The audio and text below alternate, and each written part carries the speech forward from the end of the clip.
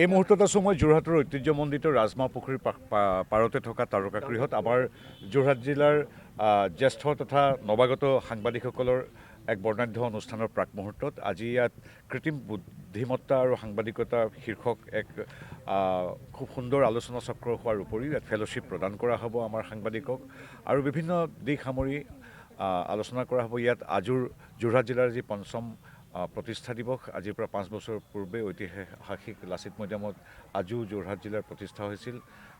আমাৰ জিলাখনৰ অগ্ৰণী যিসকল সাংবাদিক আছে তেখেতসকলৰ প্ৰচেষ্টাত আজি সফলতাৰে 5 বছৰ অতিক্ৰম কৰিছে।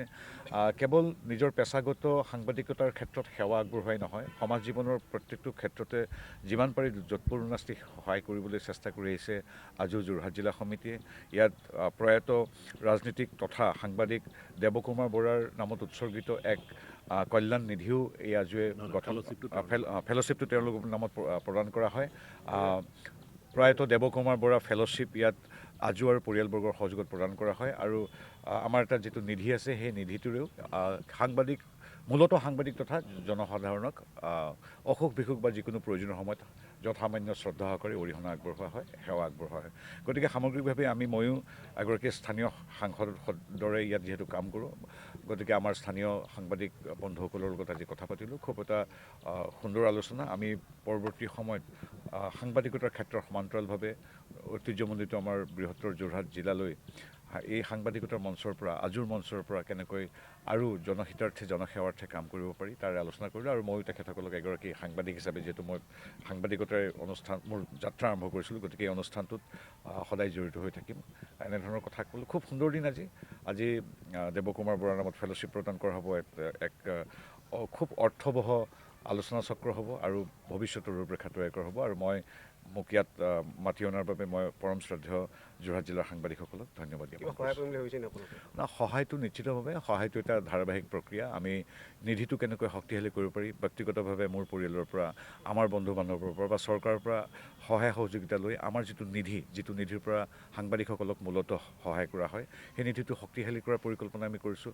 আৰু পৰৱৰ্তী সময়ত আজিও যোৰহাট জিলাই যেতিয়া ক'ৰবাত নিজাববীয়াকৈ বা চৰকাৰী সহযোগিতাৰে যেতিয়া এটুকুৰা মাটি পাব, তাত এটা কাৰ্যালয় তথা গৱেষণা কেন্দ্ৰ বা যিটো পৰিকল্পনা কৰিছে তাত সাংসদ পুঁজিৰ পৰা নিশ্চিতভাৱে মই সহযোগ কৰিম। ইতিমধ্যে সেই বিষয়ে কথা জন্মৰ পৰা আমি বিদ্যায়তনিক কাম কাজ কৰি আহিছোঁ।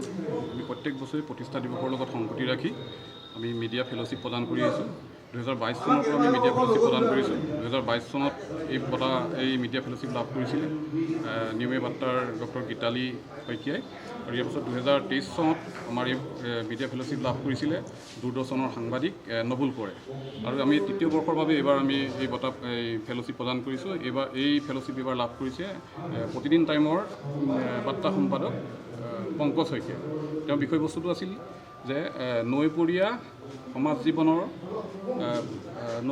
জীৱনত নদী বান্ধে কেনেধৰণে ক্ষতি কৰিছে, এই সন্দৰ্ভত তেওঁ ষ্টাডি কৰিছিলে। আমি মিডিয়া ফেলোশ্বিপ আমি জানুৱাৰী মাহত ঘোষণা কৰোঁ কোনে পাব, আৰু তেওঁক তাৰ বাবে আমি 6 মাহ সময় দিয়া হয়। আৰু এই 6 মাহৰ ভিতৰত তেখেতে অধ্যয়ন কৰি সৰজমিন অধ্যয়ন কৰি তাৰ প্ৰতিবেদন আমাক দাখিল কৰে। আৰু মিডিয়া ফেলোশ্বিপত আমাৰ প্ৰত্যেক বছৰে আমি 20,000 টকাকৈ দিওঁ। আৰু এই মিডিয়া ফেলোশ্বিপৰ লগত সংগতি ৰাখি আমি প্ৰতিষ্ঠা দিৱসৰ লগতে আমি এটা নিৰ্দিষ্ট বিষয়ত আমি বক্তৃতা অনুষ্ঠানৰ আয়োজন কৰোঁ। এই বক্তৃতা অনুষ্ঠান এইবাৰ আমি আয়োজন কৰিছোঁ কৃত্ৰিম বুদ্ধিমত্তাৰ পৃথিৱীত সাংবাদিকতাৰ ভৱিষ্যত। এই বক্তৃতা প্ৰদান কৰিছে আমাৰ লগত সংগতি ৰাখি আমি প্ৰত্যেক বছৰে বক্তৃতা অনুষ্ঠান আয়োজন কৰি আহিছোঁ। এইবছৰ এই বক্তৃতাৰ বিষয় হ'ল কৃত্ৰিম বুদ্ধিমত্তাৰ পৃথিৱীত সাংবাদিকতাৰ ভৱিষ্যত। এই নিৰ্দিষ্ট বক্তৃতা প্ৰদান কৰিছে মুকুল মাধৱ বৈশ্য। তেখেত এজন IT বিশেষজ্ঞ। তেখেতক আমি আমন্ত্ৰণ কৰি আনিছিলোঁ আৰু তেখেতে এই বিষয়ত বিস্তৃত ব্যাখ্যা দাঙি ধৰিছে।